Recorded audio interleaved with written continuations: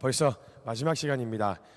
또 너무 아쉽고 사실 동안에 너무 따뜻한 시간이었습니다. 너무 환대해 주시고 또 너무 이렇게 애정을 갖고 또 바라봐 주시는 마음이 느껴져서 너무 감사한 마음 가지고 있고요. 또 마지막까지 오늘 주님이 주시는 은혜 같이 누리실 수 있었으면 좋겠습니다. 오늘 함께 말씀을 나누는데요. 우리가 이후에 이제 살아가는 신앙의 삶 가운데서 우리는 목표와 방향이 굉장히 중요합니다. 만약에 우리의 신앙생활이 어디까지 자라야 하는지 어느 방향으로 가야 하는지에 대해서 정확하게 방향을 못 잡으면요, 내가 지금 잘 가고 있는지 얼마만큼 왔는지 이게 가늠이 안 되면 굉장히 힘듭니다. 그래서 뭘 먹으려고 해도요, 그러니까 이제 건강을 위해서 운동을 하고 뭘 하려고 해도 어느 정도 목표치가 있어야 내가 지금 해온 게 이 정도고 몇 킬로 더 빼면 되겠다 남은 걸 알 수가 있잖아요. 근데 우리가 만약에 목표를 정해놓지 않으면 언제까지 안 먹어야 되는지, 언제까지 고단하게 운동을 계속 해야 되는지 이게 자꾸 힘들고 어렵게 느껴진다는 거죠. 그래서 방향과 목적지가 굉장히 중요합니다. 올 때도 제가 여기서 경기도에서 이렇게 여기 광양까지 오는 동안에요, 내비게이션을 이렇게 딱 켜가지고 거기 목적지를 설정을 했습니다. 설정을 하면 설정하는 순간 안내를 시작합니다. 그래서 여기서 몇 킬로밖에 가다가 우회전을 하세요, 빠져나가세요, 뭐 이런 안내를 받을 수 있고요. 큰 맵 옆에 이렇게 보면은 내가 얼마만큼 왔고 얼마나 남았는지까지 이렇게 안내가 되어집니다. 근데 같은 내비게이션을 켜놨는데 목적지를 설정을 안 해놓잖아요. 그러면은 얼마만큼 왔는지 어디까지 가야 되는지 이게 가늠이 안 되고 안내를 못 받습니다. 그러니까 매 갈림길마다 혼란스러운 거예요. 매 선택지마다 혼란스러운 거죠. 목적지가 정해져 있으면 갈림길이 나와도 고민은 한 개입니다. 이 길이 내가 가려는 목적지까지 가는 길이 맞나?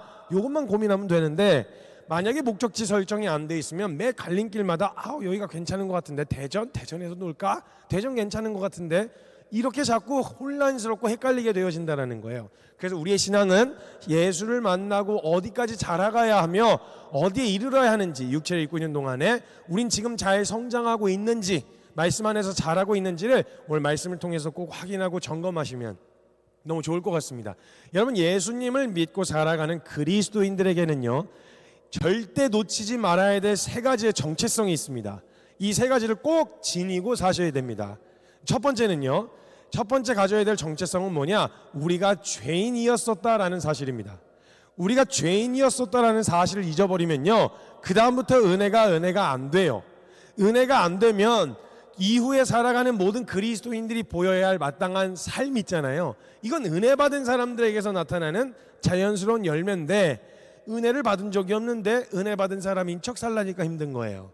그러니까 우리 안에 어떤 전제가 깔려 있어야 되냐면, 우리가 죄인이었었다라는 사실이 인정이 돼야 그런 자에게 주신 하나님의 은혜, 선물이 우리에게 감격이 될 수 있고 도전이 될 수가 있는데, 요걸 대충 찍어놓고 넘어가서 은혜 받은 사람인 척 살라니까 얼마나 힘듭니까? 힘든 거예요. 그래서 이 죄인이었었다는 사실에 대해서 찝어야 되는, 제가 어제도 말씀드렸던 것처럼 오늘 제가 죄에 대한 이야기를 잠깐 한다고 말씀을 드렸는데, 성경에서 말한 죄와 우리가 흔히 이해하고 있는 죄하고 개념이 조금 다릅니다. 그 사람들이 이걸 혼용해서 사용하는 바람에 헷갈리는 거거든요. 생각해 보시죠. 우리가 보통 이해하는 단어, 죄라고 하는 단어는 우리가 이렇게 이해를 합니다. 내가 어떤 잘못을 저질렀어요. 도덕적으로나 여러 가지로나 잘못을 저질렀고 그 저지른 것에 의하여 내가 죄인이 되는, 이런 개념으로 우리가 보통 이해를 한단 말이죠. 근데 그건 우리가 사회의 통념 안에서 이야기하는 죄인 거예요. 근데 만약 우리가 이렇게 죄를 이해하면요, 굉장히 어려워지는데, 솔직한 말로 우리가 죽을 만큼 잘못한 거 있으신가요? 내가 생각해 봤을 때 내가 지금까지 저지른 죄 중에 내가 죽을 만큼 잘못했다 하시는 분? 아니, 하나님은 공의의 하나님이시잖아요. 눈에는 눈, 이에는 이예요. 그럼 손이 잘못했으면 손으로, 발이 잘못했으면 발로 갚으셔야 된단 말이죠. 그런데 하나님이 지금 우리를 대신해서 죽으셨다는 말이 뭐예요? 우리가 지금 되게 죽을 만큼 잘못했다는 거거든요. 근데 내가 지금까지 저지른 거 중에 나 진짜 죽을 만큼 잘못한 게 있다 하시는 분 계신가요? 계시면 여기 계시면 안 돼요. 지금 경찰서 가셔야 돼요. 그러니까 사실 예수님에 대한 이야기라고 하면, 십자가를 보면은 감동이 되고 감격이 된다기보다는 조금 부담스러워요. 왜냐면 전 인류를 위해 죽어주신 거면 오케이인데, 나 하나 때문에 죽었다고 하기엔 내가 그렇게 과한 이게 중한 죄를 저지른 것 같지가 않거든요. 그래서 여러분 죄인이십니까? 이러면요 다들 교회에서요 죄인이라는 말에 대답 못하고 교회 다니기가 쉽지가 않아요. 그래서 죄인이십니까? 예, 저는 죄인입니다. 이렇게 얘기를 하는데 이게 진짜 내가 죄인이라는 게 인정된 사람은요 내가 내 입으로 스스로 얘기하는 것뿐만이 아니라 남이 나에게 그렇게 이야기해도 인정이 돼야 그게 죄인으로 인정된 거예요. 내가 진짜 싫어하는 사람이 와가지고 야, 너 진짜 죄인이다 이러면요 괜히 속에서 마음이 알긴 알겠는데 야, 내가 니보단 나아 이런 생각이 자꾸 찾아 들어오고 억울하고 분하단 말이죠. 그렇기 때문에 이 죄에 대한 개념을 우리가 이해를 할 필요가 있는데 이 죄에 대한 개념을 우리가 만약에 내가 저지른 일에 대하여 그걸로 인해서 내가 죄인이 됐다 이렇게 이해하면 우리가 이야기하는 모든 은혜에 대한 내용이 하나도 감격이 안 됩니다. 특히 저 같은 경우는 더 그래요. 말씀드렸지만 가정 환경을 말씀드렸잖아요. 제가 뭘 잘못하면 얼마나 대단히 잘못했겠습니까? 그리고 사실 예수님이 제가 뭘 잘못한 것에 대해서 대신 죽어주실 필요가 별로 없어요. 왜냐하면 웬만한 건 제가 다 값을 치렀거든요. 제가 웬만한 건 다 맞았고요. 웬만한 건 제가 다 해결했어요. 예수님이 저를 위해서 대신 죽어주실 일이 아니라고요. 사실 따지고 보면 죄를 그렇게 이해하면 저 같은 사람은요 이거 받아들이기가 진짜 쉽지 않아요. 그러니까 약간 가스라이팅 당하는 것 같은 기분이에요. 죄인이다 죄인이다 죄인이다 해갖고 교회에 이렇게 잡아놓는 것 같은 이런 정서가 생긴단 말이에요. 저 같은 경우도 제가 이게 진짜 납득이 잘 안 되는 거예요. 내가 뭘 그렇게 잘못했나? 예수님을 죽일 만큼 내가 뭘 그렇게 잘못한 게 있을까? 아무리 생각해도 이게 쉽지가 않은 거예요. 제가 이제 어렸을 때 제 부모님이 하도 유별나셔가지고 막 이런저런 집회 같은 데 이렇게 막 들여보내주고 막 그러셨거든요. 근데 이제 막 어렸을 때 저 이제 그 초등학교 때 막 기도원 집어넣으시고 막 수련회 같은 데 보내시고 막 이러셨단 말이에요. 그럼 제 친구 한 놈이랑 같이 이제 그 기도원에 한번 간 적이 있었어요. 기도원에 한번 갔는데 거기 제 친구 놈은 그 아버님이 목사님이셨어요. 전 선교사 자녀였고 여기는 걔 이름이 뭐였냐면 현목이었어요. 현목. 현명한 목사가 되라고 현목이었어요. 현목이란 놈하고 김선교란 놈하고 그 기도원에 가고 맨 앞에 초등학생들이 맨 앞에 앉혀가지고 그 이제 예배를 드리는데 그 예배를 드리는데 하필 거기 기도원에 방언 터쳐 주시는 저 목사님이 오셨어요. 글쎄 방언을 터쳐 주시면 전 그리고 그 이후에 전 방언 받았나 안 받았나 전 지금도 아직도 헷갈려요, 솔직히. 그래서 방언을 터쳐 주시는 분이 오셔가지고 했는데 너무 무서운 거예요. 어린애 둘이서 앞에 앉았는데 막 이런 소리가 들리니까 너무 겁나는 거예요. 근데 이분이 또 방언 검사를 해주시네, 목사님이. 그리고 이쪽 서기서부터 일렬로 쭉 서 있는데 그 앞에 가가지고 방언 검사를 해주시는데 이렇게 하는 소리를 듣더니 넌 방언 아니야 이러면서 맞박을 때리시는 거예요, 목사님이. 얼마나 무섭겠어요, 애들이 뒤에 서 있는데. 그래서 또 검사를 하고 그 다음 사람 하니까 뭐 이렇게 하시는 거예요. 그 다음에 이렇게 차례 따라 오다가 저희 차례가 온 거예요. 초등학생 둘이 이렇게 있는데. 그래서 해보라고 이렇게 얘기하셔서 저는 뭐 방언을 받았는지 모르겠고 좀 맞기 싫어가지고 그냥 옆에 하셨던 분 거를 따라했어요. 합격하신 분 거를. 그래서 이렇게 했어요. 그때 갑자기 목사님이 이러더니 그냥 가시는 거예요. 그래서 전 지금까지 잘 모르겠어요. 제가 방언을 받은 건지 안 받은 건지. 그리고 아니 받은 거라면 또 달라고 하기가 좀 그렇잖아요. 그래서 전 잘 모르겠어요. 그러니까 사실 이런 환경에서 자라온 저로서는요, 뭔가 이렇게 막 뭔가 크게 잘못할 일에 노출이 되거나 이럴 일이 상대적으로 적기 때문에 이게 쉽지가 않은 거 있죠. 근데 아마 이제 중학교쯤에 이제 올라가고 나서 막 수련회 같은 수련회 다 쫓아다니니까 수련회 가면 제가 중학교 때쯤에 한 그때쯤에 이렇게 보통 유행하던 교회에서 유행하던 프로그램이 있었어요. 뭐였냐면 이게 그 수련회 가면 둘째 날 저녁에 하이라이트잖아요. 둘째 날 저녁에 이렇게 전도사님이 저처럼 목이신 전도사님이 나오셔가지고 저 예배당에 불 꺼주세요. 분당 이제 불을 꺼요. 그 다음에 제 십자가에다 조명을 이렇게 딱 때립니다. 그 다음에 애들 이렇게 앉아 있는데 거기다 A4 용지 하나씩 나눠주세요. 그래요. 그럼 이제 A4 용지 하나씩 나눠줘요. A4 용지 하나 나눠줘가지고 그 펜을 들고 지금부터 그 지금까지 저질렀던 죄를 거기다 쓰래요. 그 다음에 그 A4 용지를 갖다 십자가에다 이렇게 못 박는 퍼포먼스를 하는 게 그때 한참 유행이었어요. 그러니까 이걸 매 시즌마다 하려니까 저도 쉽지가 않은 거예요. 가는 데마다 그걸 하니까. 근데 어떻게 해요? 그냥 앉아서 써야 되니까 쓰려고 앉았죠. 쓰려고 그랬는데 아무리 생각해도 뭘 이렇게 내가 예수님 잡아 죽일 만큼 뭐 잘못한 게 떠올라야지. 그리고 웬만한 것도 제가 다 값을 치렀는데 이거 또 치르자니 이게 좀 그런 거예요. 그래서 이제 막 고민을 하고 있는데 옆에 애들 벌써 드릉드릉 시동 걸기 시작했어.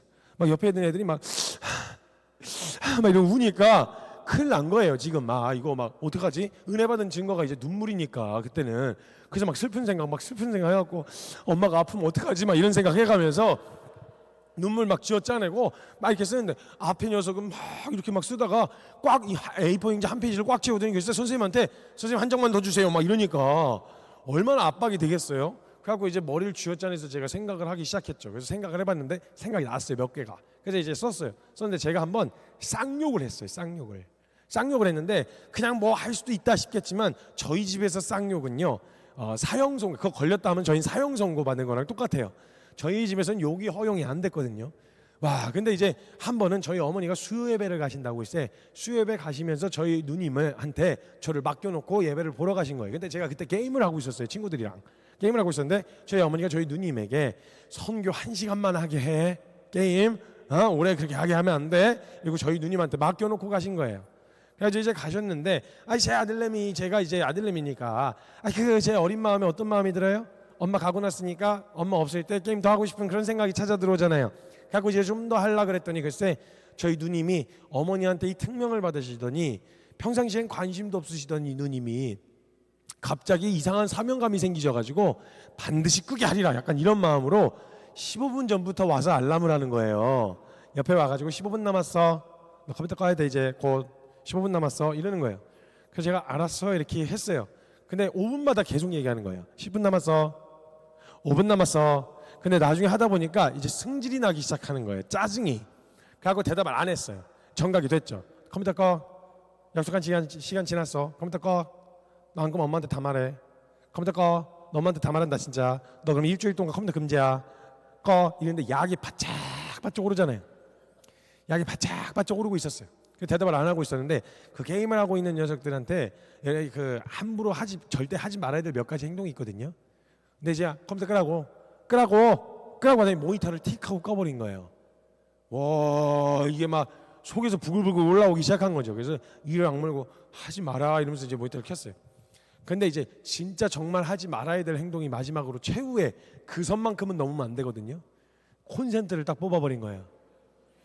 이래가지고 자리에서 일어났어요. 그래서 저희 누님하고 싸우기 시작했는데 뭐 남매들끼리 주먹 다짐하고 싸우겠어요? 왜 그거 있잖아요. 이렇게 한 번씩 주고받고 미는 거 있잖아요. 이렇게 한 번씩 하지 마 이러면 이제 이러다가 너도 하지 마 이래갖고 한 번씩 애들끼리 이렇게 남매들끼리 이렇게 싸우고 그러잖아요. 그렇게 싸우다가 글쎄 제가 감정이 격양이 된 거예요. 그래가지고 너무 격양이 돼서 저희 누님을 향해서 쌍욕을, 제가 막 놀이터나 밖에서 주워들었던 그 욕을 저희 누님한테 쌍욕을 띠띠띠 하고 욕을 한 거예요. 야 이 삐삐삐야 계속 욕을 한 거죠. 그랬더니 갑자기 저희 누님 눈이, 저희 집안이 그렇게 눈이 큰 집안이 아니거든요. 진짜 눈알이 튀어나올 것처럼 이렇게 땡그레지는 거예요. 근데 진짜 충격을 받은 것처럼 저를 땡 하고 쳐다보더니 갑자기 여기 눈물이 이렇게 고이더니 후두둑 떨어지면서 오열을 하기 시작하는 거예요. 오열을. 아니 근데 지금 저도 좀 억울한 게 약을 올린 거 이제 그쪽이 먼저 시작을 했잖아요. 근데 희한하게 우리 자매님들이 희한하게 분리할 때만 이렇게 눈물이 달 나오는지 모르겠어. 나 정말 신기해요. 나 진짜 궁금해요. 어디 스위치가 따로 있는 것 같아. 분리할 때만 이렇게 해갖고 뜯기면은 그냥 막 이렇게 여기서 줄줄줄 나오나 봐. 그래가지고 막 들어가더니 오열을 하기 시작하는 거예요. 저희 누님이. 그래서 막 막 이러면서 막 오열을 막 하기 시작했어요. 그래가지고 막 하는데 제가 그 다음에 어떻게 더 게임을 합니까? 그래서 이제 거실에 서 있었어요. 그리고 저는 어머니가 오시기 전에 누나가 울음을 멈출 때쯤에 가서 화해를 하고 사과를 하려고 했어요. 왜냐면 제가 저희 집에서 욕을 하다가 걸리면 어떻게 되는지 제가 알거든요. 그래서 빨리 이제 사과를 하려고 하는데 저희 누님이 거의 다 멈췄어요. 울음을. 그래서 약간 이 정도 있잖아요. 이렇게 이렇게 하는 거 있잖아요. 애들이 딱 그 정도가 됐길래 오케이 이제 화해하러 가야 되겠다. 그래서 가려고 딱 했는데 제가 타이밍을 잘못 맞춘 거예요. 저희 어머니가 예상보다 빨리 오셨어. 문이 철컥철컥 열리는 소리가 들리는 거예요. 그랬더니 저 안에서 거의 다 울음을 멈췄던 저희 누님이 어머니 들어온 소리가 들리니까 이러면서 울기 시작하는. 그대로 얼음이 됐어요. 그대로 얼음이 됐고 저희 어머니가 들어오셨죠. 그래서 딱 보니까 분위기 보니까 싸웠잖아요. 너네 싸웠어?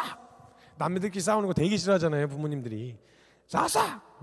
그랬더니 너 저희 누님한테 먼저 가셨어요. 너는 누나가 돼갖고 돌보고 있으라 했더니 같이 싸우고 있어. 막 먼저 혼났어요. 그때 저희 누님이 막 서러웠던 거예요. 막 눈물을 막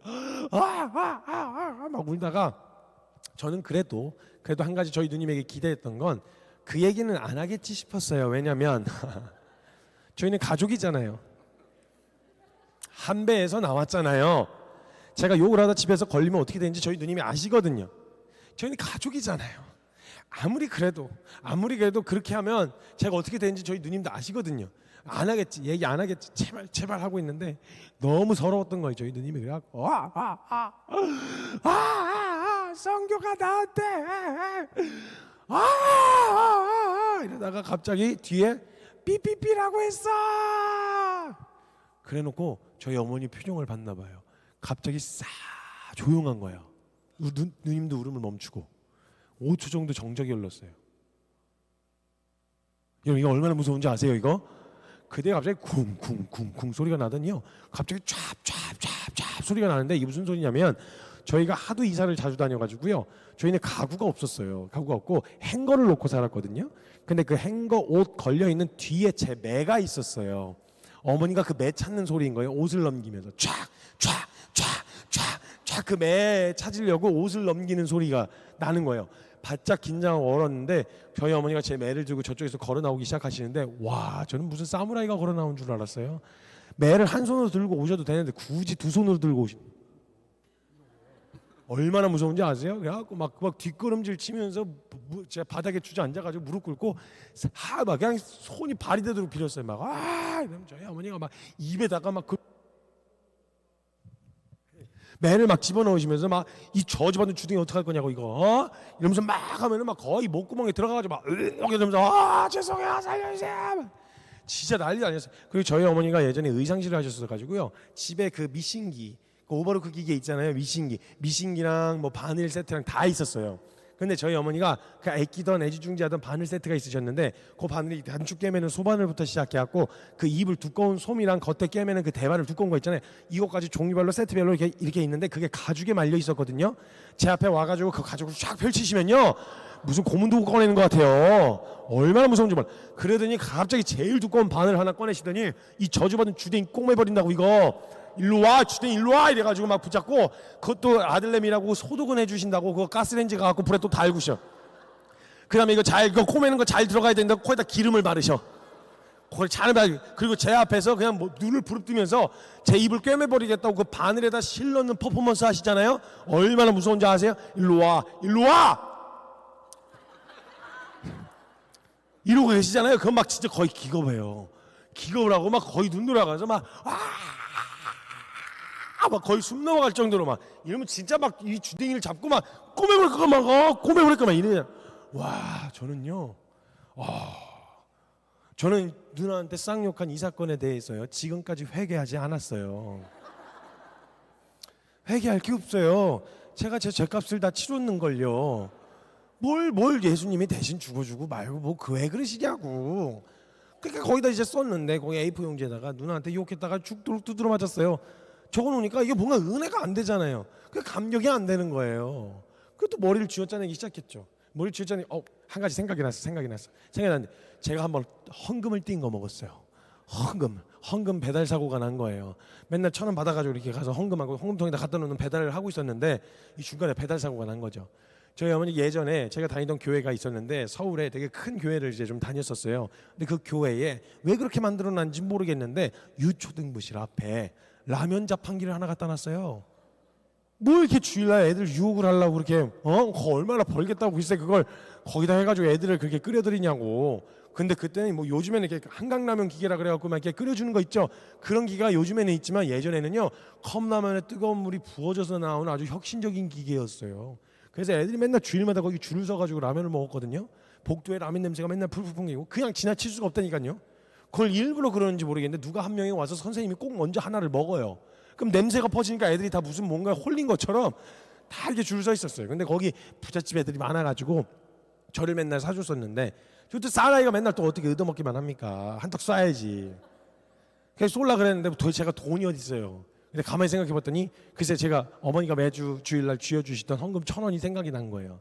그래서 이거면 되겠다 이렇게 생각을 하고 잔뜩 계획을 세운 다음에 어머니가 저를 데려다 주시고 본 예배를 드리러 올라가셨을 때 제가 그 1,000원을 가지고 친구한테 가자 그래서 갔어요.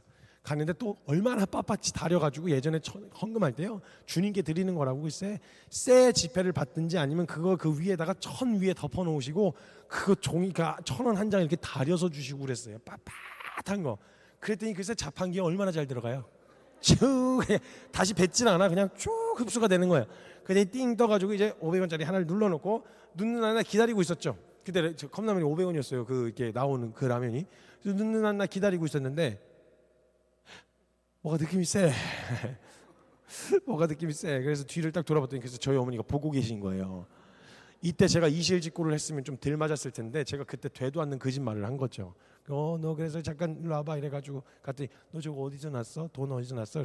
주셨어요. 주셨는데요. 그럼 너 헌금은 어쨌어? 이미 했는데 예배 시작도 안 했는데 이미 했는데요. 뭐 이런 거. 앞뒤 문맥 하나도 안 맞아가지고 괘씸죄까지 추가가 돼가지고 거짓말했다는 괘씸죄까지 추가가 됐어요. 저희 어머니가 예배를 드리기 전이니까 일단 저한테 오시더니 귓속말로 선교야 집에 가서 보자. 아주 인자하고 온유하게 말씀을 하셨어요. 뭐 예배를 드렸는지 뭐인지 아무도 기억 안 나고 그냥 집에 갔어요. 도착했더니 저희 어머니가 와서 앉으래요. 그래서 앉았더니 꿇으래요. 그래서 꿇었어요. 그랬더니 성경 또 저희 어머니가 갖고 다니시던 성경이 또 이렇게 큰 글자 성경 있잖아요. 그걸 하도 많이 보셔갖고 성경을 하도 많이 보셔서 다 덮이지도 않아겠어요.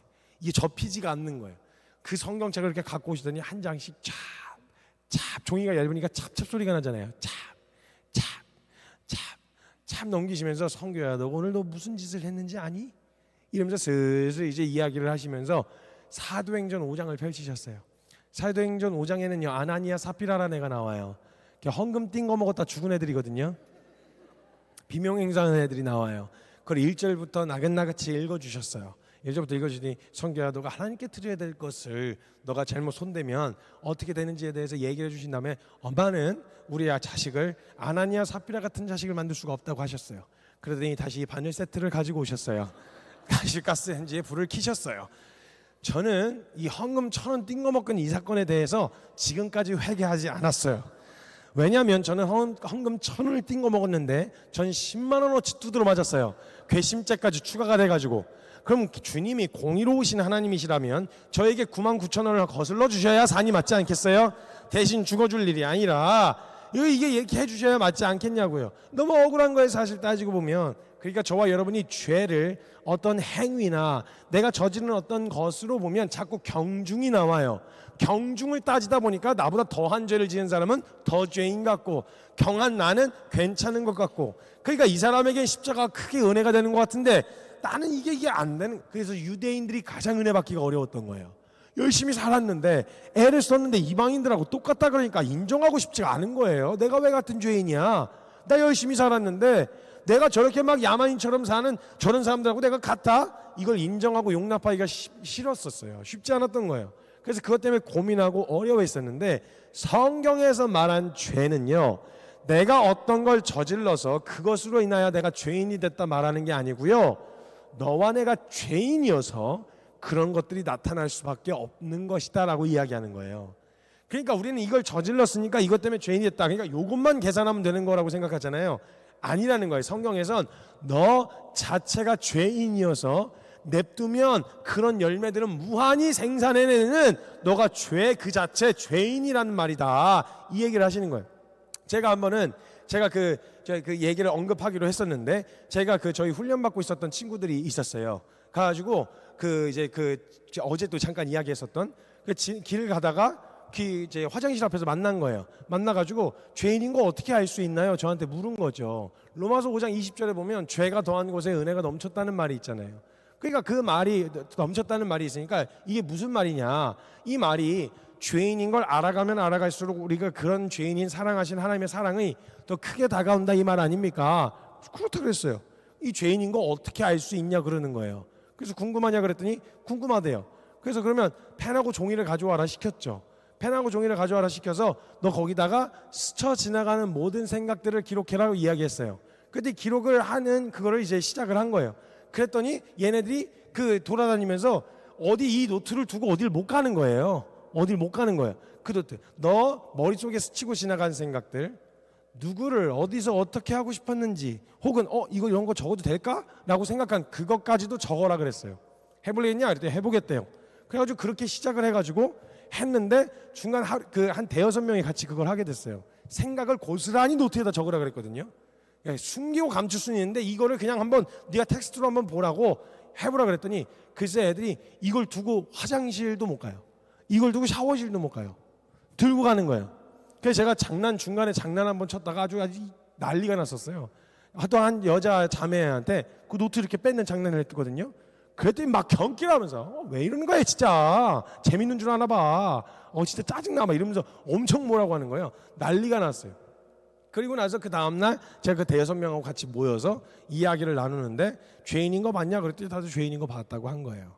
죄인인 거 봤다고. 그러면 그 죄인인 거 봤으니까 이제 그 은혜에 대해서 막 하나님의 사랑이 크게 다가옵니다 뭐 이런저런 이야기를 하는데, 그렇게 끝내면 좋은데 제가 또 그렇게 끝낼 타입이 아니어가지고 한 번 시작하면 또 끝을 봐야 되니까 저한테 질문했던 녀석을 이렇게 세웠죠. 너 발표해라 그랬어요.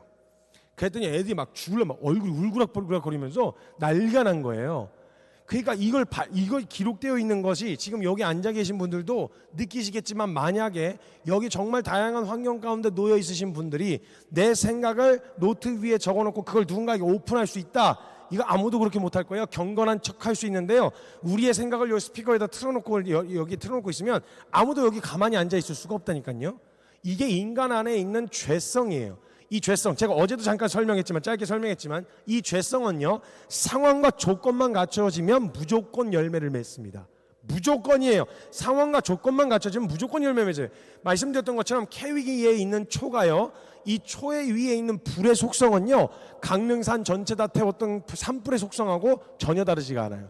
그래서 이 초를 가져다가 휘발유통에 갖다 붙이면 붙을 수도 있고 안 붙을 수도 있는 게 아니라 무조건 붙어요. 무조건 그냥 반드시 그냥 그렇게 나올 수밖에 없어요. 그래서 저와 여러분 안에 일어나는 이 본능과 본성대로 살잖아요. 기가 막히게 저와 여러분 인생이 피폐해지는 길로 가요. 내버려 둬보세요. 어떤 제재도 받지 않고 그냥 그대로 내버려 둬보세요. 어느 길로 가나. 기가 막히게 저와 여러분 인생이 피폐해지는 길로 갈 뿐만 아니라 그 자리에 서보고 나잖아요. 그럼 기가 막히게 하나님 말씀에 반역해 있는 자리에 서 있어요. 희한해요. 내 느낌과 내 감정과 내 원함, 성경에서는 육신의 정욕, 안목의 정욕, 이생의 자랑이라고 이야기하거든요. 이 안에서 너가 그 죄인인 본성 그대로 그냥 가다 보면 반드시 그게 열매가 나타나는 거예요. 한번 생각해 보실래요? 지금은 우리가 법에 의해서 법을 어겼을 때 받는 불이익 때문에 그게 무서워서 어느 정도 통제가 되고 있다지만, 여러분 이 법이 울타리가 사라졌다고 생각해 보시죠. 대한민국의 무정부 상태가 찾아왔습니다. 어떨 것 같으세요? 막 파라다이스가 펼쳐질 것 같으신가요? 막 서로의 것을 나누고 막 챙겨주고 뭐 콩 한 쪽도 나눠 먹고 이럴 것 같으세요? 아니면 어두운 뒷골목 슬럼가, 살인, 강간, 방화, 폭력, 강도, 이런 게 난무하는 어두운 뒷골목 슬럼가가 연상되시죠? 이게 인간이에요. 그래서요, 살인만 죄가 아니라 그 살인을 가능하게 하는 원동력인 이 분노가 상황과 조건만 갖춰지면 언제든지 살인이 되거든요. 이게요, 뭐 오래 갈 것도 없이 100년 전, 세계 2차 대전 끝난 지 100년도 안 됐어요. 100년도. 지금 그 사이 안에서 인간이 그냥 법 없이 통제 없이 제재 없이 그냥 내버려 두면 무슨 일을 벌리는지 그냥 역사가 증명했어요. 역사가. 난 안 그럴 수 있는데요, 언제까지 그럴 것 같으세요? 누가 와서 내 가족의 것을 뺏으면요, 때리면요, 죽이면요. 그래서 이 죄가 무서운 속도로 확장을 해요. 그래서 상황과 조건만 갖춰지면 무조건 열매 맺을 수밖에 없는 거예요. 이게 인간이에요. 죄성. 이 죄성. 근데 여러분 생각을 해서 살인까지는 어떻게 통제를 해본다고 생각하시죠? 개인적인 힘으로. 근데 문제는 이게 그 살인을 가능하게 하는 원동력인 분노는 어떻게 하실 겁니까? 이 분노가 상황과 조건만 맞아떨어지면 살인이 되는데 이 분노 어떻게 하실 거예요? 이 분노는 내 힘으로 어떻게 해볼 수 있는 게 아닌 거예요. 그래서 이걸 스스로 해결해 보려고 하면 할수록 내려지는 결론이 뭐냐? 와, 안 된다. 이거 내 힘으로 해결할 수가 없다. 나는 내 힘으로서는 이 죄인의 문제를 벗어날 수가 없구나. 겉으로 치장은 할 수 있는데 이 안에서 일어나는 이게 어떻게 안 된다. 왜냐하면 하나님의 공의의 기준은 살인이나 그걸 가능하게 하는 원동력인 분노나 똑같은 살인으로 보시거든요. 그 하나님 앞에서 의롭다 하려면 이것도 돼야 되는데 이 속에 있는 분노가 어떻게 안 되는 거예요. 이걸 인간의 힘으로 최선을 다해 해봤던 사람이 어제 말씀드린 대로 사도 바울이었어요. 근데 그 사도 바울이 하고 나서 내려진 결론이 뭐냐? 오라, 나는 곤고한 사람이라. 누가 나를 이 사망의 몸에서 건져내랴. 이런단 말이에요. 요 결론이 딱 내려졌을 때야, 요 상태가 됐을 때 내가 어떻게 할 수 없는 죄인이에요. 여러분 상태가 진단이 되잖아요. 성경을 통해서 진단이 된단 말이에요. 죄인들에게는 이런 자각 증상이 나타날 거야. 너가 어떤 병에 걸리잖아. 그 병에 대한 이런 자각 증상들이 있는데 너가 죄인인 것이 드러나는 자각 증상이 있어. 이런 것들이야 라고 짚어내시는데 조목조목 다 나야. 이걸 드러낸 나의 실상 앞에 마주하고 이걸 인정하는 거예요. 맞아요. 그러네요 진짜.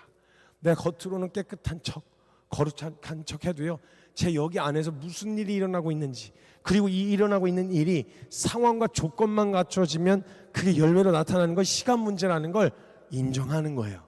이렇게 되어졌을 때에야 예수님께서 오신 이 일이 내 힘으로 할 수 없어서, 그리고 사실 우리는 알지도 못해서 구할 수도 없었는데 필요한 줄 알고 보내신 하나님의 은혜 덕분에 우리가 살 길이 생겼다. 하나님 앞에 의롭다 하심을 얻을 길이 열렸다. 요게 되어지는 거예요. 그렇게 되어졌을 때야 비로소 내가 죄인인 걸 인정하고 죄인인 걸 마주하게 됐을 때야 비로소 은혜가 되는 거예요. 은혜가 되면 그 다음부터 감격이 되니까 감동, 감격, 감사가 되니까 그 이후에는 뭐 해라 마라, 이걸 해야 된다 말아야 된다 이런 게 아니라 아유 허락해 주셔서 감사하죠. 아유 그냥 저는 어떤 취급을 받아도 아유 너무 감사하죠. 이런 마음과 이런 태도가 나타나는 거예요. 은혜 받은 사람에게 나타나야 할 태도들이 그제야 나타나기 시작한다는 거예요. 근데 여기서 방향을 잘 잡아야 되는데요, 만약에 여기까지만 성장하시잖아요, 여기까지만 경험하시면요 그 뒤에 문제가 생깁니다. 왜냐면요, 우리가 죄인인 걸 알고 죄인인 우리를 위해서 하신 일까지 딱 듣잖아요. 감격이 되긴 하고요, 감사하긴 한데요, 우리 마음 가운데 그 다음에 하는 모든 게 무슨 원동력으로 하는지 아세요? 죄스러워서 해요. 미안해서, 너무 죄송스러워서. 아유 감사하긴 한데 너무 죄스러운 마음 있죠. 그래서 아유 내가 뭐든지 할게요. 그냥 약간 종처럼 살게 돼요. 종처럼. 그래가지고 돌아온 탕자, 누가복음 15장에서 나오는 돌아온 탕자 보시면요, 집을 나갔다가 돌아올 때 뭐라고 돌아오냐면 뭐 둘째 아들 내가 금이 환영하겠소 이러고 돌아온 게 아니고요, 내가 집에 종 중에 하나가 되어서라도 좋으니 그 집에 바다만 주신다면 들어갈 수만 있다면, 이런 마음 있죠. 그러니까 항상 어떤 상태냐? 불안해요. 하나님과의 관계가 불안해요. 언제든지 내가 잘하고 못하고에 의해서 끊어지거나 깨질 수도 있는 관계처럼 불안함과 두려움이 찾아와요. 그래서 감사해. 내가 죄인인 거 아는데 그런 나를 위해 해주신 게 너무 감사해. 감사한데 뭔가 불안한 거야. 그래서 뭐 시키면 예 제가 하겠습니다. 예 제가 하겠습니다. 그래서 뭔가 능동적인 태도보다는요, 수동적으로 시킨 걸 하고 시키지 않은 건 안 하는, 괜히 잘못했다가는 주님한테 이렇게 팽당하면 어떡해요. 그러니까 무서우니까 하나님과의 관계가 언제 끊어질지 모르는 두려움과 불안함 가운데 있기 때문에요, 다른 사람 신경 쓸 겨를이 없어요. 나 하나 천국 들어가는 것도 벅차요 지금. 남을 왜 신경 써? 그러니까 두려움과 불안함 때문에 신앙생활 하니까 이렇게 해갖고 최대한 걸리지 않는 거, 최대한 뭔가 문제 삼지 않을 만한 그런 안정적인 길을 가려고 한단 말이죠. 여기까지 잘하면 이런 불안해서 죄스러운 삶을 하는데 이렇게 살면 안 돼요. 왜냐하면 성경에서 하나님이 원하셨던 그리스도인의 삶은 그런 모습이 아니었거든요. 그 이후에 오늘 4장 7절 말씀에 뭐라고 말씀하시냐면, 갈라디아서 4장 7절에 뭐라 말씀하시냐면, 너는 이제 종이 아니다. 너는 내 아들이다. 자녀다 이 말이에요. 자녀. 하나님의 자녀로 산다는 말은요, 여러분 어제도 이야기하고 그저께도 나눴지만 이제 잘하면 내 새끼고 못하면 내 새끼 아닙니까? 아니죠. 잘해도 내 새끼, 못해도 내 새끼잖아요. 잘해도 못해도 걔는 내 자식인 거예요. 뭔가 어떤 잘하고 못하고 평가 기준을 가지고 잘하면 받아주기도 하고 못하면 이렇게 할 이유가 전혀 없는 거예요. 그러니까 사실 이 어린아이에게 있어서 이 관계는요, 이 어린아이에게 아버지, 부모님과의 관계는 두려움이 없는 관계예요. 근데 우리가 하나님과 나 사이에 두려움이 있다는 건 어디선가 막혀있고 지금 뭐 잘못 들어섰다는 거예요. 왜곡된 정서가 있다는 거예요. 왜냐면 하나님은 뭘 원하셨어요? 내가 너의 아버지가 되고 싶다. 너희는 내 자녀다. 내 아들이고 내 딸이다. 그러니까 아들하고 딸이 잘하고 못한다고 버리고 다시 데리고 오고 이래요? 아니잖아요. 하나님 아버지의 마음이란 말이에요. 하나님 아버지의 마음. 그러니까요, 그 아버지의 마음으로 대하는 그 일에 있어서 되게 당당하고요, 그리스도인들은 굉장히 당당해야 돼요. 그래서 어깨 피고 사셔야 됩니다, 여러분. 우리가 누구 자녀인데, 누구 아들인데, 누구 딸인데 어디 가서 세상에 가고 위축돼가고 잔뜩 쭈그러져 살면 그 얼마나 주님 보시기에 속상하겠냐 이 말이에요. 무슨 일이 있어도 내가 어떤 꼬라지여도 난 주의 자녀다. 난 주님의 아들이다. 난 주의 딸이다. 가장 사랑스러운, 가장 완전한 자녀다라는 걸 꼭 잊지 마셔야 된단 말이죠. 제가 말씀을 전하고 돌아다니면서 이제 강사로 돌아다니다 보니까요, 가면요, 감사하게 간식 같은 걸 이렇게 강사 먹으라고 이렇게 해주실 때가 있잖아요. 그럼 강사의 간식은 누구 거예요? 강사 거예요. 그래서 강사 아닌 사람이 와서 먹으면 눈총을 받거나 욕을 먹어요, 그렇죠? 근데 희한한데 강사가 아닌데 이 인간은 강사가 아닌데도 불구하고 강사 간식을 지 마음대로 먹을 수 있을 뿐만 아니라 그걸 먹는 걸 주변 사람들이 보는데도 아무도 뭐라고 하지 않는 그 한 녀석이 있어요. 누구냐? 제 아들내미예요. 제 아들내미는 강사가 아니에요. 근데 와서 지 것처럼 먹어요. 강사 간식을 어디 데리고 가잖아요. 간식을 지 것처럼 먹어요. 근데 그 주변에 있는 사람들이 강사가 아닌 거 분명히 아는데 아무도 뭐라고 안 해요. 왜? 아들이니까, 자녀니까. 아빠 건 내 거, 내 건 내 거. 그래서 아버지가 누리는 그 모든 것들에 같이 참여하는 게 전혀 어색하지 않아요. 그래서 이상한 다른 사람이 같이 따라두면 누구세요? 이렇게 될 텐데 자녀가 딸려오면은 뭐 어딜 가도 데리고 오려고 하면 데리고 왔구나. 충분한 그냥 아들인 게 자격이 되는 거예요. 어디든. 그러니까 이런 관계다 이 말이에요. 우리가 하나님과의 관계가 내가 뭔가 증명을 해야 되고 평가를 받아야 되는 나를 평가하는 어떤 심사위원이 아니고요. 하나님 우리 아버지다 이 말이에요. 어떤 경우에서라도 끊어질 위험성이 없는 가장 안전한 관계로 우리를 그러니까 이걸 묶으시니까 이렇게 묶여 있으니까 두려움 없이 하나님과의 관계에서 두려움 없이 성결과 의로 하나님 앞에 나아가는 게 가능해졌다 이 말이에요. 그러니까 진짜 그런 마음으로 막 한번 부딪혀 볼 수 있는 거예요.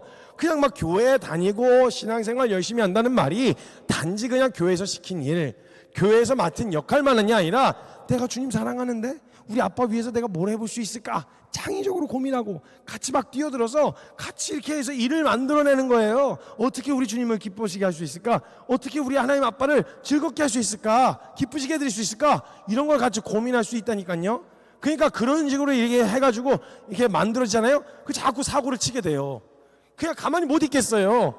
자꾸 사고를 치게 돼요. 그리고 걱정하지 마세요. 그런 사고는 주님이 책임지세요. 수습을 하신다고 주님이. 그리고 안 되잖아요. 그러면 목사님이 수습을 해주실 거예요.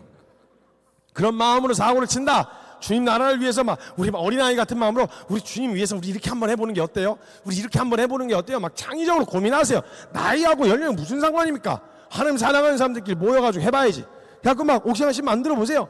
우리가 할 수 있는 최선으로 막 교회를 어떻게 또 하나님 나라를 어떻게 막 해볼 수 있을까? 어린아이 같이 꿈꾸면서 같이 해보세요. 교회에서. 그래야 재밌어요. 교회 생활이. 하나님 사랑하는 사람들끼리 모여가지고 우리가 하나님의 은혜를 어떻게 누릴 수 있을까도 고민하고, 어떻게 하나님 사랑을 전할 수 있을까도 고민하고, 어떻게 하나님을 기쁘시게 할 수 있을까도 고민하고, 어린아이처럼 마음껏 좀 누려보시라고요. 그냥 와가지고 성경책 읽고 찬송 부르고 예배 드리고 좋은데 나쁘단 말이 아니라 그건 아주 너무 중요한 기반이 되어야 되는 게 맞죠. 예배가 드려야 되는 형식. 근데 그것 말고도 우리 삶 가운데서 우리 아버지 하나님을 위해서 막 뭔가 해볼 막 이런 막 심장 뛰는 막 두근두근 하는, 교회에 오는 게 막 설레고 신나는 이런 삶이 펼쳐져야 되지 않겠습니까? 그러려면 한 가지 두려움이 없어야 돼요. 이러다가 내쳐질 수도 있다는 두려움이 없어야 되잖아요. 그러니까 주님이 가장 안전한 관계로 맺어놓으신 거예요. 넌 내 자녀야. 잘하면 내 새끼고 못하면 내 치지는 이런 관계가 아니야. 잘해도 못해도 사고를 쳐도 안 쳐도 넌 내 아들, 내 딸이야. 가장 안전한 관계 안에 있단 말이에요. 그러니까 여러분 마음껏 한번 부딪혀 보세요. 정말 신앙생활 하는데 좀 신명나게 해봐야 되지 않겠습니까? 정말 신나는, 너무너무 행복한, 그래서 막 하나님 살아계신 게 막 눈앞에서 선명하게 비춰지고 그냥 막 와 진짜네? 진짜 살아계시네? 야 진짜 우리의 기도로 일을 하시네? 이런 걸 막 경험하는. 그래서 기도하고 싶으신 사람들이 모이세요. 막 모여서 기도해요. 막 그냥 막 밤새도록 기도하시고 진짜 철야 한번 해보시라고요. 그냥 막 밤새도록 그냥 막 하던 그런 우리 대한민국에 낭만이 있었지 않습니까? 대한민국에 자녀의 생명이에요. 그냥 해볼 수 있는 거예요. 그냥 뛰어들어서 계산 안 하고 앞뒤 저는 따지지 않고 뛰어들 수 있는 거죠. 이 자녀의 생명을 꼭 누리셔야 됩니다. 이게 두 번째 정체성입니다. 첫 번째는 내가 죄인이었었다. 두 번째는 내가 하나님의 자녀이다. 이 정체성. 근데 여기서 끝나면 또 안 돼요. 여기서 끝나면 계속 나의 신앙에만 초점이 맞춰져 있어요. 어린아이 같이 반응해요. 근데요, 이 자녀의 생명에서 어디까지 자라가야 되냐면요, 오늘 본문 말씀에 보면 자녀이면 뭐라 그래요? 유업을 이을 자라고 이야기합니다. 이 말은 뭐냐? 후계자다 이 말이에요. 상속자가 되었다 이 말이에요. 하나님 나라의 유업을 이렇게 가업을 이어갈 사람이라는 거예요. 그러니까 그냥 아들내미로서 그냥 어리광 부리고 투정 부리는 이런 게 아니라 하나님이 이끌어 가시는 그 하나님 나라의 유업을 함께 이어갈, 그러니까 물려줄 후계자로서 보고 계신다는 말이에요. 그러니까 우리가 거기까지 자라야 된단 말이죠. 그럼 이렇게 되는 거예요. 자녀일 때는요, 어떤 분이 글을 썼는데 제가 그 글을 보고 되게 감동을 받았어요. 감동을 받았는데 어떤 분이 자기 집에 이렇게 치킨을 이렇게 너무 힘든 거예요. 그날 날이 너무 고됐던 거죠. 그래갖고 집에 이렇게 애들 먹이려고 치킨을 사갖고 이렇게 들어가고 있었는데, 치킨을 사갖고 들어가서 애들 이렇게 먹이려고 치킨을 줬는데, 그걸 딱 하는 자기를 보면서, 그렇게 하는 자기를 보면서 갑자기 생각난 게, 내가 어렸을 때 아빠가 치킨 사들고 들어왔던 날은 아빠가 그날 가장 힘들었던 날이었구나, 이걸 알게 됐다는 거예요. 그러니까 들어보지 못해 먹겠다, 다 때려치고 싶은데 집에서 기다리는 자식 새끼들이 생각나가지고, 그래 내가 저 녀석들 때문에 내가 살지, 이런 마음으로 애들 먹이려고 치킨 2마리를 사갖고 집에 들어가는 자기를 보면서, 아빠가 그날 치킨 사들고 왔던 날은 그렇게 힘든 날이었었구나, 이걸 보는데, 어렸을 때는, 아이와 같을 때는 아빠 손에 들려있던 치킨을 봤단 말이에요. 근데 장성한 분량이 되니까 어떻게 돼요? 아빠 손에 들려있는 치킨이 아니라 치킨 사들고 들어온 아빠 마음이 보이기 시작하는 거예요. 저와 여러분 눈이 이게 열려야 돼요. 상속자, 하나님의 마음이 읽혀야 돼요. 하나님의 생각과 하나님의 뜻이 읽히기 시작해야 돼요. 그러니까 그때는요, 시켜서만 하는 게 아니에요. 뭔가 이렇게 단순하게 내가 믿음을 쓰고 내가 어떻게 잘하고 이게 아니라, 그때부터 다른 이가 보이기 시작해요. 내가 어떻게, 누군가를 어떻게 이롭게 하지, 누군가를 어떻게 섬기지, 누군가를 어떻게 살리지, 여기에 초점이 가기 시작해요. 그러니까 나 하나의 구원에만 머물러 있는 게 아니라, 나 하나 믿음 지키는데 급급한 게 아니라, 그 상속자의 신분을 살면요, 하나님 아버지의 마음이 어디가 있어요? 잃어버린 한 영혼에게 가 있죠. 그러니까 자꾸 내가 아니라 어떻게 섬기지, 어떻게 살리지, 이 교회를 어떻게 세우지, 이 지역을 어떻게 세울 수 있을까, 이 나라를 어떻게 회복시키지, 나 하나라고 하면은 감당 못할 꿈인데, 상속자라고 한다면 하나님 나라에 하나님의 능력을 운영할 수 있는 권한까지 주신 거거든요. 그래서 예수님 말씀하시잖아요.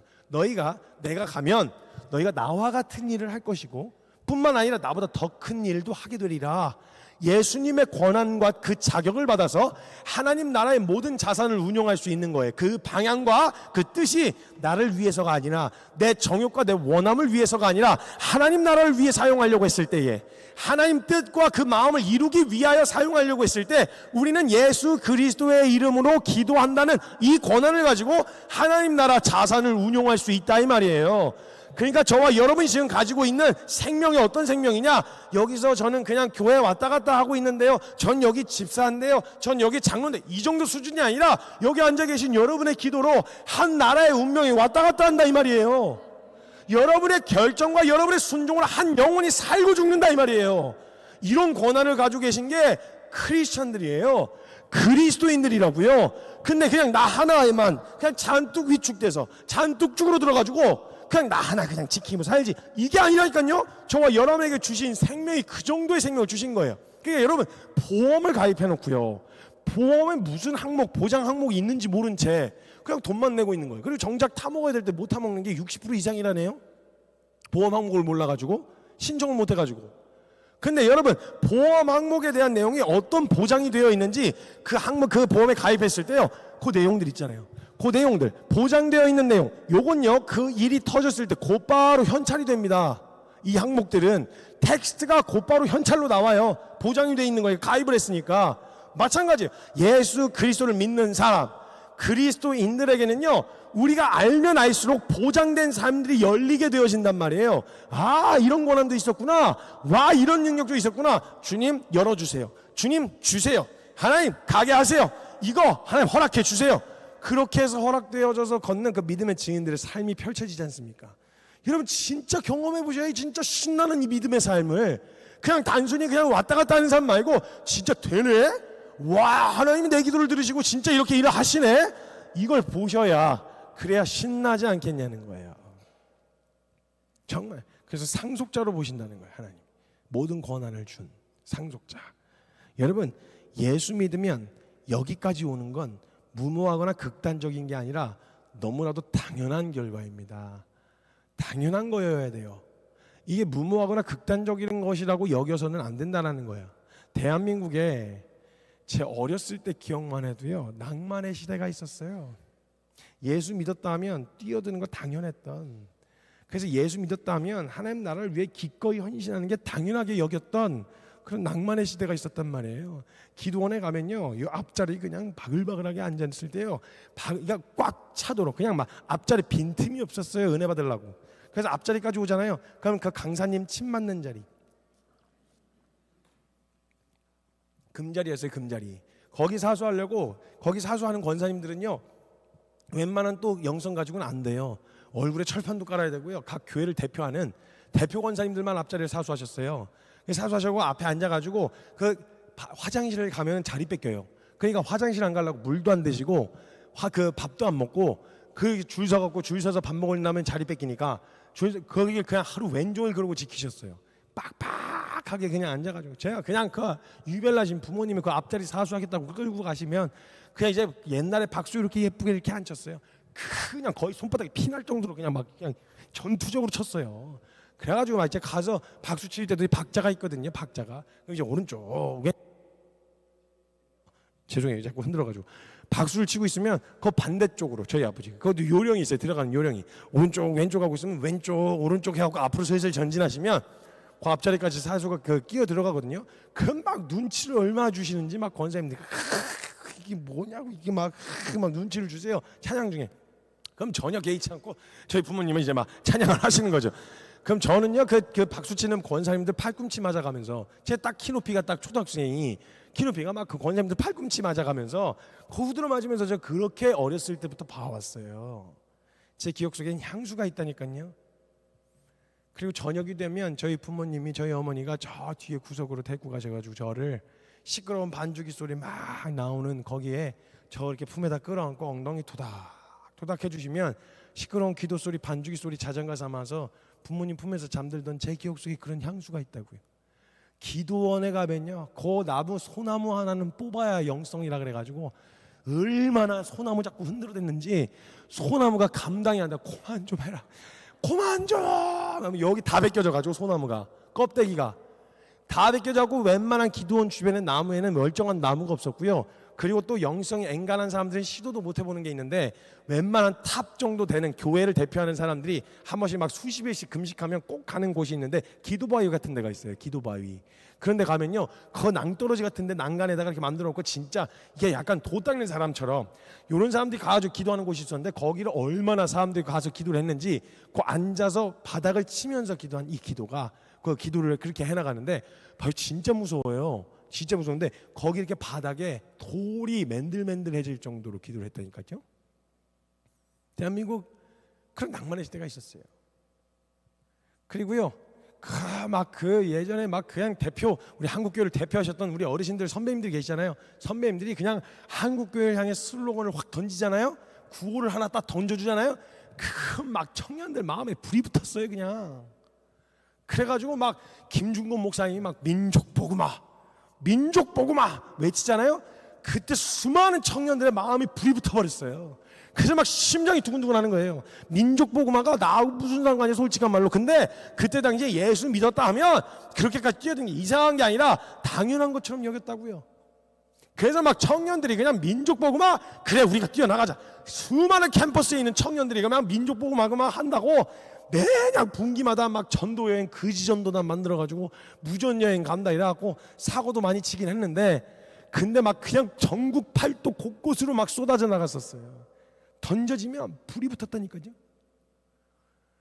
그러다가 이걸로 만족이 안 돼. 그러니까 어떻게 됐냐, 이거 민족복음화하고는 충족이 안 된다. 세계복음화 가자. 세계복음화. 이 좁은 땅덩어리에, 이 개미 똥구멍만한 남한에, 이 남한 땅덩어리에서 여러분 인구 대비 선교사 파송률 세계 2위가 말이 됩니까? 그냥 청년들 마음에 불이 붙어버렸어요. 그래가지고 열방에서 어떤 교회 나라의 소식이 들려오면 그냥 쏟아져 나가는 거예요. 수천 명씩 손을 들고 수천 명씩 헌신해갖고 막 쏟아져 나가는데, 공항에 가잖아요. 김포공항 같은 데 가잖아요. 공항에 여기저기서 울면서 파송하는 그룹들이 공항 곳곳에 있을 정도로, 공항만 갔다 하면 그냥 쏟아져 나갔어요. 청년들 안에 막 실제로 막 불이 붙었었다고요. 그래서 저도 중학교 때만 해도 저 교회 청년부 형님이 뭐 파송 예배를 뭐 거의 한 달에 한 번씩 했어요. 한 달에 한 번씩. 그럼 막 이제 청년들이 막 모여가지고 파송식 한다 그러면 같이 신앙생활하던 자기 친구들이 그 뭐지 이름도 이야기할 수 없는 그 오지 그 먼 나라로 떠나는데 눈물은 나고 헤어지는 아쉬움 때문에 어려워는 했지만 그 누구도 그 삶을 과격하다, 극단적이다, 무모하다, 너무 지나치다 이렇게 생각하는 사람 아무도 없었어요. 당연하다고 여겼어요. 그 수많은 청년들이 나가는데 그러면서 파송의 노래 부르잖아요. 주님 나라 위하여 길 떠나는 나의 형제여 주께서 가라. 저 이거 멜로디 나중에 알았어요. 저 이 멜로디를 제대로 들어본 적이 없어갖고 다들 울면서 부르니까 너를 가라 주의 이름으로 그냥 이렇게 부르니까 저 멜로디를 들어본 적이 없었어요. 나중에 알았어요 그 멜로디가 뭔지. 근데 그렇게 눈물로 파송하고 보내는데 거기 껴가지고 누군지도 모르는데 그냥 같이 울었어요. 그럼 막 선교지로 쏟아져 나가고 그런 일도 있었단 말이에요. 그리고 2007년에 평양대북 1907년에 그 평양대북을 한번 회복해보자고 전국적으로 어게인 107이라 그래갖고 서울에서는 잠실 주경기장에서 모였고 백스코에서 모이고 부산 백스코에서 모이고 여기저기에서 막 모였었잖아요. 전국 돌면서. 그때 제가 잠실 주경기장 갔었거든요. 18살이었어요 저 그때. 19살. 그때 책가방 메고 가가지고 잠실 주경기장에 갔어요. 거기 수많은 청년들, 형 누나들, 장년들 거기 다 모여서 기도를 시작하는데 기도가 안 끝나는 거예요 그때. 그래갖고 하루를 넘겨버렸어요. 넘겨가지고 새벽에 첫 차 타고 다들 집에 갔어요. 기도가 안 끝나니까.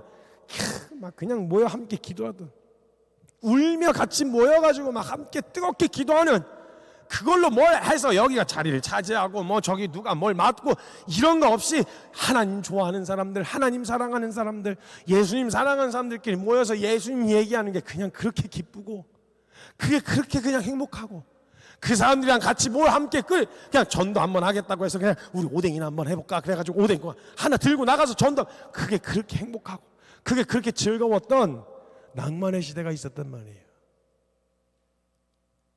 뭐가 달라진 겁니까? 사랑하는 선배님들 죄송합니다. 궁금합니다. 저는 궁금해요. 뭐가 달라진 건가요? 시대가 바뀌었나요? 예. 문화가 바뀌었어요? 예. 바뀔 수 있죠. 달라질 수 있죠. 근데 여러분 꼭 기억하셔야 될 게 있는데요. 시대와 문화가 바뀌어서요. 좋아하는 게 달라질 수는 있지만요. 어느 시대나 내가 가치 있다고 여기는 것을 대하는 태도는 안 바뀝니다. 진짜 좋아하고 내가 가치 있다고 여기잖아요. 시간을 들이는 걸 아까워하지 않고요. 에너지를 쏟는 걸 아까워하지 않고요. 돈을 쏟는 걸 아까워하지 않고요. 모든 걸 쏟아내고 열정을 쏟아내는 걸 아까워하지 않아요. 그게 좋아하는 대상이 바뀔 수는 있어도 내가 좋아하는 것을 대하는 태도는 지금 청년들도 똑같아요. 그래서 원하는 거 살려고 그냥 백화점 앞에서 줄을 서고 밤새도록 텐트를 쳐요. 한다고 그거다. 에너지 다 있어요. 그럼 우리가 이걸 물어야죠. 열정이 없는 게 아니라 복음을 정말 하나님의 은혜를, 하나님의 말씀하셨던 하나님의 말씀을 우리가 가볍게 여기고 있었던 건 아니었나. 이거 돌아봐야 되지 않겠습니까? 예배당 멋있게 남아있는데 우리의 마음 잃어버리면 뭐가 남죠? 제가 돌아다니면서 보는 수많은 교회들 가운데서 수많은 교회를 마주하게 됩니다. 항상 지방에도 가고 서울 경기권에도 있어요. 거기 안에서 항상 고민하고 두려워하는 것 중에 하나, 예배당은 남겨놨는데 사람 안 남겨놓으면요, 사람을 숫자를 말하는 게 아니에요. 정말 주님 사랑하는, 하나님 경외하는, 그래서 하나님 말씀이다, 우리 하나님 사랑하자, 이 말에 심장이 뛸 수 있는 성도요. 한국교회가 어떻게 지켜져 왔는지 아시지 않습니까? 한국교회 그냥 세워진 거 아니에요. 누가 갖다 돈 쏟아부어서 그냥 그렇게 만든 거 아니에요. 정말 수많은 믿음의 선진들이, 아니 선교사님들부터 시작해서 자신의 삶과 선교사님들의 땀과 피로써 반죽을 해서 벽돌 쌓아 올려서 세운 게 한국교회라고 말해도 과언이 아닐 정도로 주님 정말 이 땅 사랑하셨어요. 그 피 위에 세워진 게 여러분 한국교회입니다. 제가 다른 건 몰라도요, 교회라고 하는 비전을 가지고 있으면서 하나님 앞에, 하나님 누구보다 뜨겁게 교회를 사랑하는 마음을 주십시오.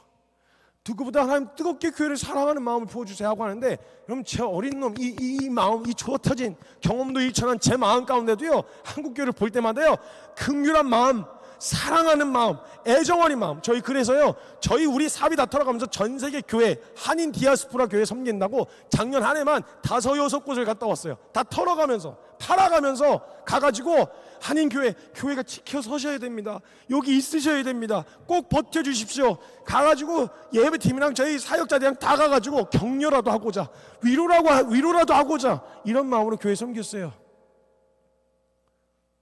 교회는요, 이 땅의 마지막 소망입니다.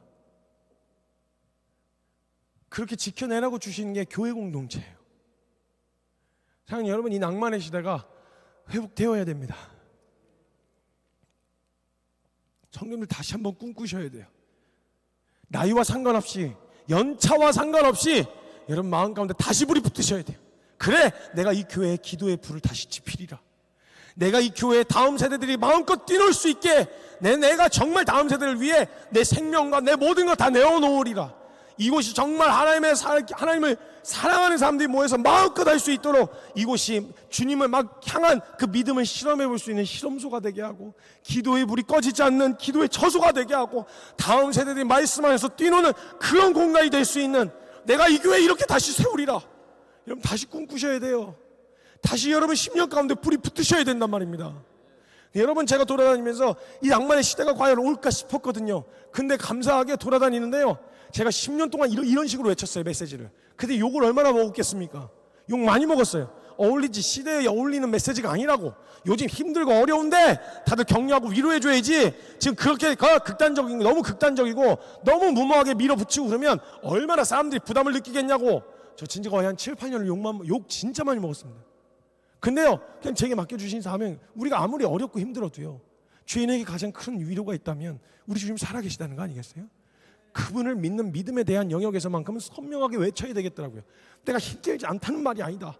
우리가 고단하지 않다는 말이 아니다. 근데 고단한 삶 가운데 힘내십시오라는 말이 그게 진짜 위로냐, 우리한테. 그거보다 더한 위로가 있다면 주님이 알고 계시고 우리 주님 살아계시니 우리 그분 제대로 믿자. 이게 우리의 진짜 위로가 되어지지 않겠냐.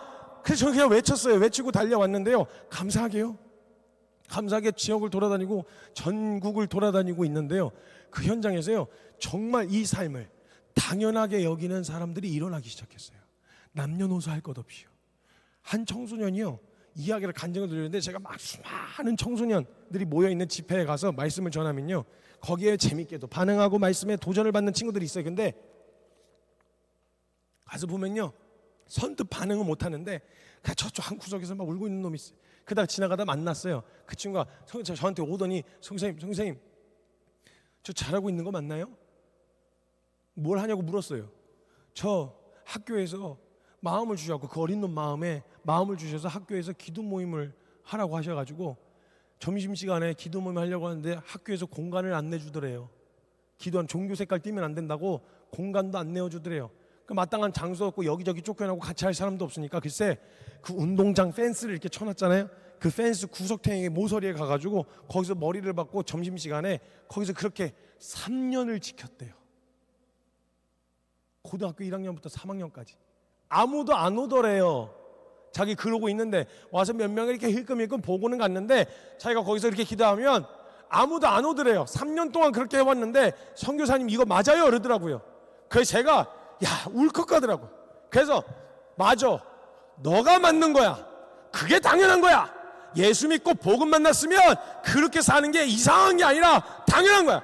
너가 잘 가고 있는 거야. 누가 널 이상히 여기거들랑 너가 그들을 이상히 여겨라. 예수 만났는데 어떻게 뒤집어지지 않는 게 있고, 예수 만났는데 그렇게까지 뛰어지는 게 어떻게 이상할 수 있습니까? 당연해야죠. 어떤 청년들은 캠퍼스에서 욕 먹어가면서, 요즘에 캠퍼스에서 전도하려면 딱지 붙이고 하라 그래요. 낙인을 찍겠다는 거예요. 쪽팔리게 만드는 거. 근데 그것과 상관없이 복음을 전하고 계속 매달려서 한 영혼 건져내려고 하는 그런, 여러분 다음 세대들 안에서도 이런 움직임들이 있어요. 학교에서 막 기도 모임을 만들어내요.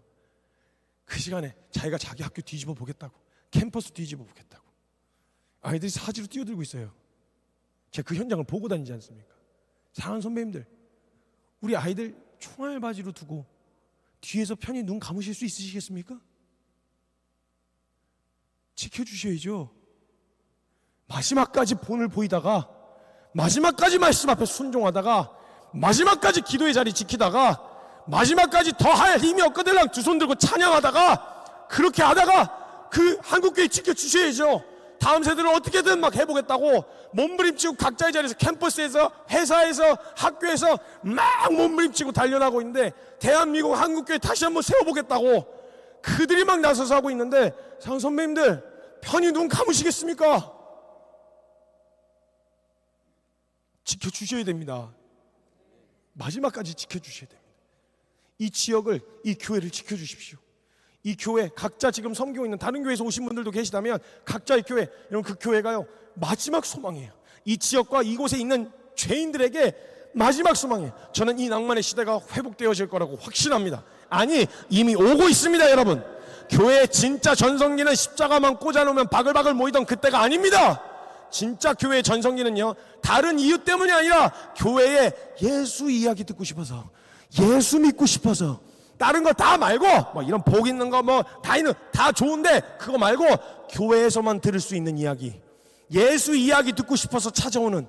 그래서 성도들한테 가장 궁금한 게 나 다른 거 말고 예수님 이야기 좀 들려주시오. 나 다른 건 모르겠고 다른 거 돈 많이 버는 거 나도 밖에서 많이 해봤어. 그런 거 말고 나 진짜 예수 이야기 듣고 싶어서 왔으니까 나한테 예수 이야기 좀 해주시오 하고 죄인들이 찾아오게 되어지는, 여러분 이 진짜 교회의 전성기가 이제 시작됩니다. 여러분 준비하고 계셔야 됩니다. 그래서 교회를 언제든지 누구나 올 수 있도록 죄인들이 언제든 한밤중에라도 나 이거 어떻게 살아야 되지, 이거 나 어디로 가야 되지 하고 방황하다가 그래 교회 이렇게 떠오를 수라도 있게, 그럼 오면 누군가는 기도하는 현장인, 누군가는 기도한 그 기도 때문에 그 영혼이 반응할 수 있었던, 여러분 교회가 그런 생명의 장소가 되어야 됩니다. 인큐베이터가 되어야 된다고요. 마지막 소망이에요. 여러분 교회 지켜내셔야 됩니다. 여러분들이 안 지키시면 제가 어떻게든 이 약 물고 저라도 지켜낼 거예요. 전국 돌아다니면서 흔들어 깨우고 교회 같이 일어나자. 우리 믿음의 선진들이, 우리 믿음의 선배님들이 한국교회 물려주실 때 이거 하라고 물려주신 거 아니지 않냐? 건물만 잔뜩 세워놓고 규모만 잔뜩 키워놓고 형식만 잔뜩 만들어놓고 생명은 다 잃어버린 그게 무슨 교회입니까? 아무리 작아도, 아무리 없어도, 아무리 모자라고 좀 궁색해 보이기까지 하더라도 성도 하나라도 제대로 깨어서 하나님 경외하고 끝까지 그 예배 자리를 지켜낼 그 한 사람이라도 여기 있다면 기억하십시오. 한국교회 절대 무너지지 않습니다. 어떻게든 지켜내실 거예요, 주님이. 그 한 사람. 그래서 그 낭만의 시대, 교회의 진짜 전성기, 여러분 그걸 보실 텐데 관망만 하시겠습니까? 아니면 그 한복판에 주역이 되시겠습니까? 주역으로 함께 서셔야 됩니다, 선배님들. 애들만 총알 바지로 저 사선에다 밀어 넣으시는 게 아니라 여러분 그 현장, 그 한복판에서 같이 서셔야 됩니다. 함께 여기를 꼭 지켜주십시오. 이 광양 땅 꼭 지켜주세요. 제가 어떻게든 돌아다니면서 교회들 함께 같이 살자고 깨우고 다닐 테니까 꼭 이 자리를 지켜주십시오. 그리고 이 교회가, 금요교회가 주변에 있는 모든 어두운 가운데 있는 영혼들이 빛이 비추어져서 살고 싶어 오는 교회가 되게 해요. 살고 싶어서, 다른 거 말고 한번 가볼까 이게 아니라 진짜 살려면 딱 떠오르는 교회, 살고 싶을 때 딱 더 생각나는 교회가 되게 해야 합니다. 그러면 우리가 먼저 살아야 돼요. 그 정말 하나님이 회복하시는 진짜 교회 전성기 펼쳐질 텐데 우리 그 한복판에 함께 서는 주역이 되시길 주 예수 그리스도의 이름으로 축복합니다. 제가 같이 좀 기도합시다.